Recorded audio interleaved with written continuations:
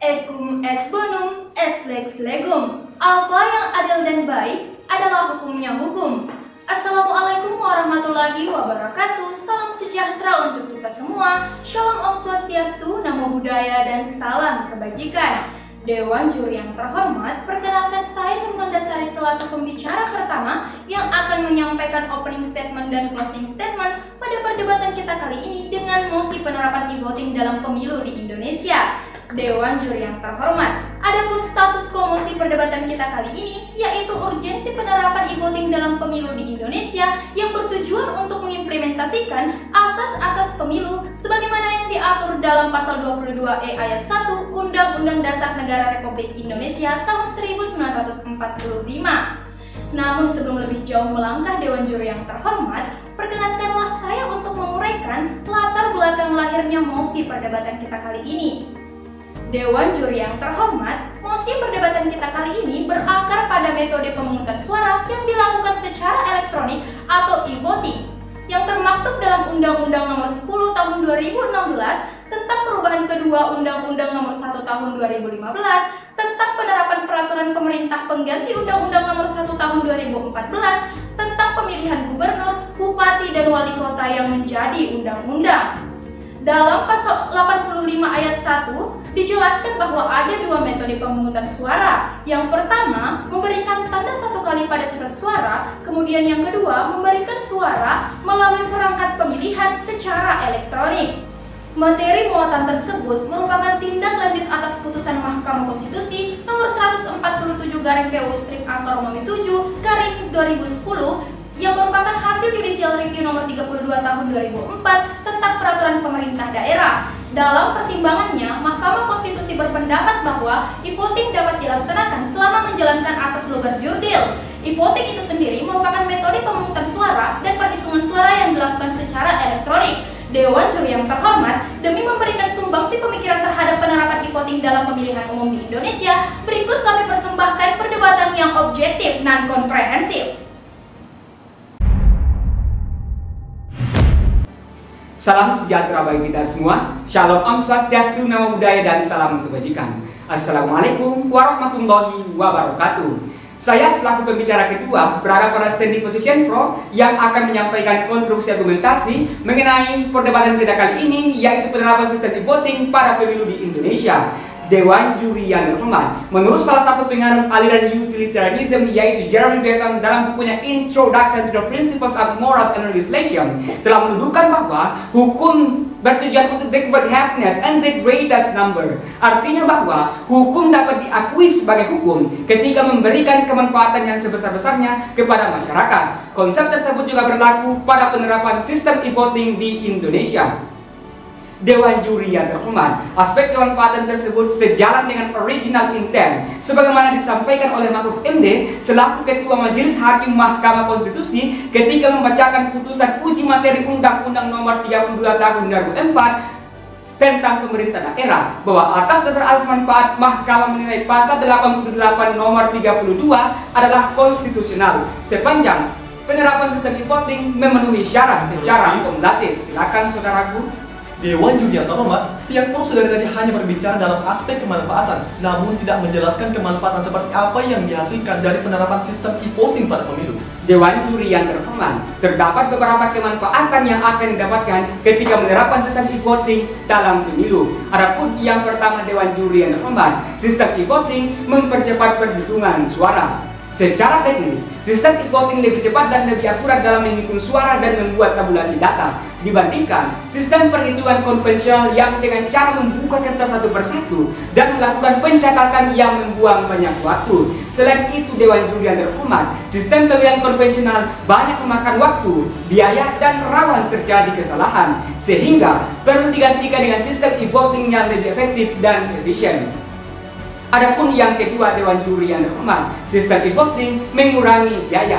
Menurut Farida Megawati dalam jurnalnya mengatakan bahwa sistem e-voting lebih murah jika dibandingkan dengan sistem konvensional. Sebab mengapa Dewan Juri yang terhormat, penanggung jawab pemilu dalam hal ini KPU harus menyediakan fasilitas pemilu seperti surat suara yang banyak, kotak suara, dan kartu tanda pemilu yang tentunya membutuhkan biaya yang tidak sedikit. Hal tersebut juga diamini oleh Andriani Grafitan Daru selaku Kepala Program Sistem Pemilu Elektronik yang menyatakan bahwa pilkades dengan e-voting lebih murah dibandingkan dengan pilkades konvensional. Sebagai contoh Dewan Juri yang terhormat, pemilihan pilkades di Boyolali yang dilaksanakan oleh 160 desa dengan biaya per desanya adalah 25 juta, sehingga total biaya keseluruhan adalah 4 miliar. Sedangkan melalui sistem e-voting Dewan Juri yang terhormat hanya menghabiskan biaya 2 miliar. Pertanyaannya kemudian adalah, untuk apa kemudian menggunakan sistem yang mahal jika sistem yang murah juga memenuhi asas-asas pemilu? Interupsi. Silakan saudaraku. Dewan Juri yang terhormat, perlu dipahami bahwa Indonesia belum siap menerapkan sistem e-voting karena keterbatasan teknologi, tidak merata pembangunan, serta tingginya masyarakat yang tidak paham akan teknologi yang berdampak buruk apabila e-voting dipaksakan. Dewan Juri yang terhormat, nampaknya pihak kontra tidak mengikuti perkembangan penerapan e-voting di Indonesia. Berdasarkan data dari KPU, terdapat beberapa wilayah yang telah berhasil melaksanakan sistem e-voting pada pilkades, di antaranya yakni Kabupaten Pemalang, Kabupaten Bogor, Kabupaten Sidoarjo, dan Kota Semarang. Dewan Juri yang terhormat, berdasarkan permasalahan yang telah dihadapi oleh wilayah tersebut sebelum pemilihan, sama seperti yang dipaparkan oleh pihak kontra, namun KPU berhasil menyelesaikan permasalahan tersebut. Bahkan pada beberapa daerah, tingkat partisipasi pemilih sangat tinggi, sehingga dapat menekan jumlah golput dengan sistem voting yang lebih efektif dan efisien. Dewan Juri yang terhormat, berdasarkan argumentasi yang telah saya paparkan, maka perkenankanlah saya untuk memberikan solusi terkait dengan mosi perdebatan kita kali ini sebagai bentuk lex semper delicti idiom, bahwa hukum selalu memberi obat. Dewan Juri yang terhormat, adapun solusi yang pertama yaitu melaksanakan sistem e-voting yang dapat memenuhi asas-asas pemilu. Yang kedua, membangun sarana dan prasarana yang dapat membantu pelaksanaan sistem e-voting. Yang ketiga, memberikan audit transparan terkait dengan pelaksanaan e-voting. Sekian dan terima kasih. Domiun aliquanto leges dun quam moriuntur. Hukum terkadang tidur, tapi hukum tak pernah mati. Shalom, Om Swastiastu, Taci, Nama Budaya, dan salam kebajikan. Saya selaku pembicara ketiga yang menduduki standing position kontra secara tegas, lugas, dan mantap menolak mosi perdebatan kita kali ini. Dewan Juri yang terhormat, Profesor Anwar Arifin dalam bukunya Perspektif Ilmu Politik menuliskan bahwa salah satu karakteristik dari negara yang menganut sistem politik demokrasi ialah terlaksananya pemilihan umum. Pemilihan umum dapat dilaksanakan dengan melalui beberapa mekanisme. Salah satu diantaranya ialah dengan menggunakan sistem e-voting. Namun di balik kelebihan yang ditawarkan oleh sistem e-voting, terdapat banyak kekurangan di dalamnya yang akan saya jelaskan dalam konstruksi argumentasi saya. Dewan Juri yang terhormat, salah satu asas pelaksanaan pemilihan umum yang termaktub dalam Undang-Undang Dasar Negara Republik Indonesia tahun 1945 pada pasal 22E ayat 1 yang berbunyi, pemilihan umum dilaksanakan secara langsung, umum, bebas, rahasia, jujur, dan adil setiap 5 tahun sekali. Silahkan saudaraku. Dewan Juri yang terhormat, nampaknya pihak kontra tidak memahami bahwa sistem e-voting bertujuan untuk melaksanakan asas-asas pemilu, yakni pasal 22 ayat 1. Jadi, selama asas-asas dapat dilaksanakan, maka tidak masalah untuk menjalankan e-voting. Dewan Juri yang terhormat, dengan diterapkan e-voting, terdapat salah satu asas yang secara eksplisit dapat dicederai. Dalam hal ini adalah asas rahasia. Penyebabnya tak lain adalah karena adanya proses verifikasi. Proses verifikasi identitas pemilih dengan menggunakan e-KTP ataupun chip yang diberikan kepada pemilih dimaksudkan untuk menggantikan form C6 dan dilanjutkan ke dalam bank suara untuk menentukan pilihannya. Hal ini secara langsung dapat mengidentifikasi identitas pemilih dan beserta pilihannya. Dewan Juri yang terhormat, proses verifikasi ini secara langsung dapat melanggar hak konstitusional pemilih dalam hal kerahasiaan pilihannya. Dewan Juri yang terhormat, pemilihan umum secara konvensional memang tidaklah sempurna. Namun Indonesia telah melaksanakan pemilihan umum semenjak tahun 1955. Seiring dengan sejarah panjang tersebut, telah tercipta sebuah sistem defensif untuk mencegah adanya kecurangan dan manipulasi suara dalam pemilihan. Namun tidak demikian dengan sistem e-voting yang dikategorikan sebagai hal yang baru. Meskipun dasar tentang efektivitas e-voting telah diketahui oleh mayoritas masyarakat, namun berkaca pada dasarnya, e-voting masih memiliki banyak celah. Salah satu diantaranya ialah masalah kredibilitas. Berdasarkan jurnal yang ditulis oleh Jan Gerlach dan Urs Gasser berjudul Three Case Studies from Switzerland, e-voting menuliskan bahwa salah satu pertimbangan dalam penggunaan teknologi informasi dalam e-voting ialah kurangnya transparansi dalam hal data generation, transformasi, dan penyimpanan bahkan bagi staf ahli.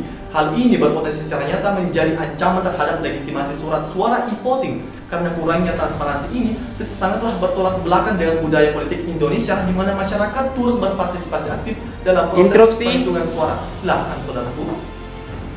Dewan Juri yang terhormat, bukankah sistem e-voting telah dipraktekkan pada beberapa pilkada di Indonesia? Sementara hal-hal yang dikhawatirkan oleh pihak kontra tidak terjadi. Olehnya itu Dewan Juri yang terhormat, argumentasi pihak kontra hanyalah asumsi belaka yang tidak dapat dibuktikan. Dewan Juri yang terhormat, menurut jurnal yang ditulis oleh Thomas Willow yang berjudul The Risk of E-Voting, menyebutkan setidaknya ada 6 jenis ancaman terhadap sistem direct recording elektronik atau sistem e-voting yang dapat membahayakan keabsahan dan orisinalitas surat suara. Tak jauh dari pendapat tersebut, CNN Amerika telah mempublis sebuah video tentang mesin Diebot yang digunakan sebagai alat perhitungan suara di beberapa negara bagian di Amerika Serikat. Dibobol oleh para peretas dalam hitungan menit tanpa alat khusus untuk mendapatkan aksesibilitas layaknya seorang admin. Peretasan ini dapat dimanfaatkan oleh para pemangku kepentingan terhadap calon yang dipilih. Meskipun pemilihan via e-voting telah dilaksanakan dalam skala kecil di beberapa daerah di Indonesia, namun Dewan Juri yang terhormat, apakah KPU dan Bawaslu dapat menjaminkan tidak akan ada bentuk manipulasi dalam pemilu skala besar yang akan dilaksanakan di Indonesia? Dewan Juri yang terhormat, meskipun e-voting telah dinarasikan oleh banyak pihak, namun apakah Indonesia siap dan mampu untuk menjawab tantangan dan kebutuhan untuk mengadakan pemilihan yang menggunakan sistem e-voting? Ketimbang mengadopsi sistem pemilihan yang baru, alangkah baiknya apabila kita lebih mengedepankan pengembangan sistem pemilihan konvensional dan memangkas hal-hal yang dianggap tidak diperlukan. Sebab ada satu hal yang pasti Dewan Juri yang terhormat, demokrasi Indonesia bukanlah aset eksperimental. Sekian dan terima kasih. Wassalamualaikum warahmatullahi wabarakatuh. Dewan Juri yang terhormat, tibalah kita pada akhir perdebatan. Setidaknya ada 2 argumentasi utama yang mendukung standing position pihak pro dalam menyetujui penerapan e-voting dalam pemilu di Indonesia. Yang pertama, sistem e-voting memberikan banyak manfaat dalam pelaksanaan pemilu seperti mempermudah perhitungan suara dan mengurangi biaya penyelenggaraan pemilu. Kemudian yang kedua, sistem e-voting telah berhasil dilaksanakan di beberapa pilkades di Indonesia sehingga perlu diperluas pelaksanaannya. Adapun solusi yang ditawarkan oleh pihak pro, yakni dengan menerapkan sistem e-voting yang berdasar pada asas-asas pemilihan umum, menyediakan sarana dan prasarana yang dapat mendukung pelaksanaan e-voting, dan memberikan audit yang transparan serta sertifikasi dalam pelaksanaan pemilu.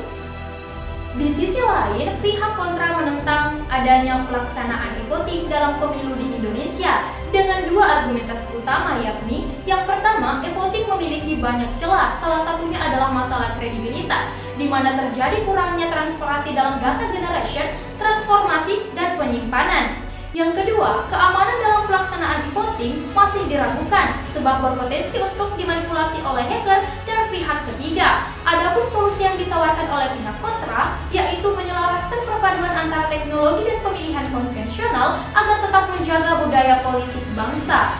Dewan Juri yang terhormat, secara prinsipil, sistem pemilihan e-voting dan sistem pemilihan konvensional sudah pasti memiliki kekurangan pun kelebihan, karena di dalam politik tidak ada lawan yang sejati dan tidak ada kawan yang abadi. Semua hanya persepsi politisi yang masih bisa kita negosiasi demi terpilihnya satu yang paling bijak di antara semua kebijakan untuk direalisasikan. Sekian dan terima kasih.